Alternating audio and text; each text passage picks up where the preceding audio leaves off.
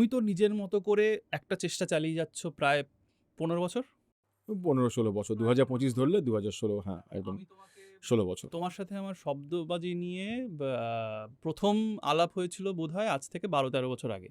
ঠিক তাই, মানে হ্যাঁ অন্তত হ্যাঁ হবে একটা 13-14 সালের। একটা ডেমো করেছিলাম আমরা, মনে আছে? একটা পাইলট এপিসোড করেছিলাম আমরা হুম, তোমার অফিসে, সম্ভবত রেডিও হুম, ওয়ানের অফিসে। এবার মনে পড়ছে হ্যাঁ আমার। হ্যাঁ, তখনকার শব্দবাজি কর্মীরা, এবং সালটা খুব ভুল না করে থাকলে 2013, 12 কি 13। 12 কি 13, সেই ছবিটা এখনো আছে। তুই বলার পর মনে পড়লো আমাদের অফিসের, তখন রেডিও ওয়ানের অফিস যেখান থেকে শব্দবাজির জন্ম, তার পিছন দিকে একটা জায়গা, মানে হ্যাঁ অফিসের হ্যাঁ হ্যাঁ কোনে একটা হ্যাঁ, জায়গা, সেখানে দাঁড়িয়ে আমরা ক্যান্টিন সবাই মতো একটা জায়গা ছিল। সেখানে দাঁড়িয়ে একটা ছবি তুলেছিলাম। সেই ছবিটা এখনো আছে, গ্রুপ ফটোগ্রাফ, কিন্তু আমার স্মৃতি থেকে মুছে গিয়েছিল যে ওটা কেন ছবিটা তোলা হয়েছিল, এবার মনে পড়েছে।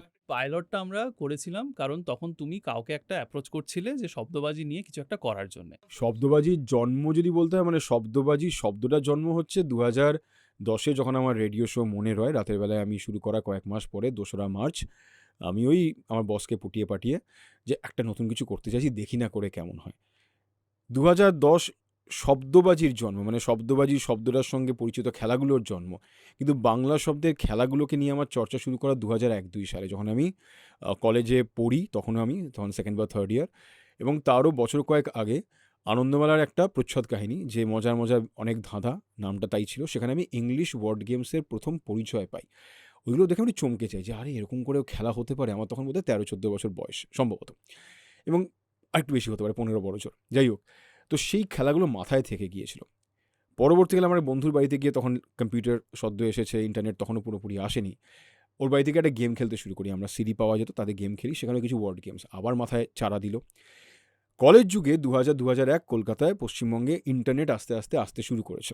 এই যখন ইন্টারনেট আসছে সেই সময় নাগাদ আমি যখন বিভিন্ন ক্যাফেতে যাচ্ছি সময় কাটানোর জন্য, আমার মাথায় প্রথমেই এলো ইংলিশ ওয়ার্ড গেমস খেলতাম, খুঁজে দেখি। অনেক রকম এমন ওয়ার্ড গেমস পেলাম যেগুলো বাংলাতে সম্ভবত নেই, মানে আমার তখন সীমিত জ্ঞানে।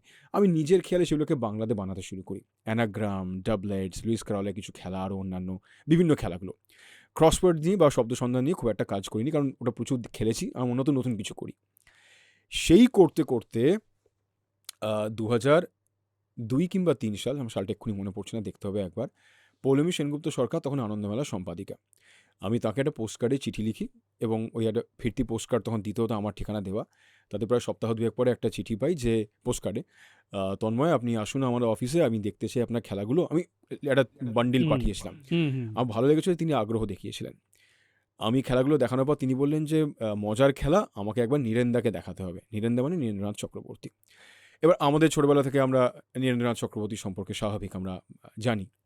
আমিও চমকে গিয়েছিলাম যে বাবা ওর কাছে পৌঁছাবে, ভালো।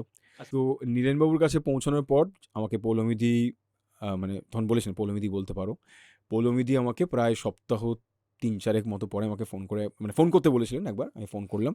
তিনি বললেন যে নীরেন্দার পছন্দ হয়েছে, কিন্তু কিছু ব্যাকরণগত ত্রুটি রয়েছে, তুমি একদিন এসো, তোমাকে দেখাচ্ছি। আমি যাই, উনি আমাকে দেখিয়ে দেন, আমি সেই মতো আবার কিছু ঠিকঠাক করে আবার একবার জমা দিই, এবং তখন উনি আরেকবার দেখিয়ে বলেন যে প্রায় 2 মাস মতো পরে, যে ভালো হয়েছে, নীরেন্দা বলেছেন ভালো, কিন্তু উনি বলছেন যে এই খেলাগুলোকে নিয়ে আনন্দমেলাতে আমরা কী করতে পারি, এক্ষুনি কোনো জায়গা নেই।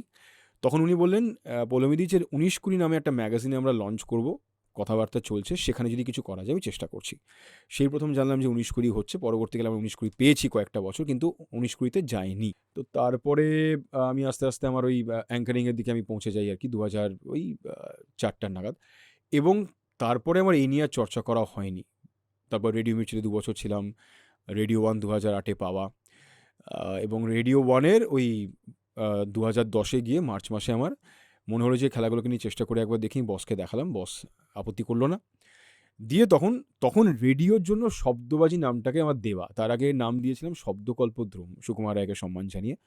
কিন্তু মনে হলো যে রেডিওর জন্য শব্দকল্পদ্রুম নামটা বোধহয় খুব একটা ভালো যাবে না, সেই কারণে তখন আমি শব্দবাজি নামটা দিই। শব্দবাজি নামটাই কেন মাথায় এলো? এতদিন পরে সেটাও আর মনে পড়ে না, খালি এটুকু মনে আছে মার্চ তো তার কয়েক মাস আগে থেকে ভাবনা চিন্তা চলছিল।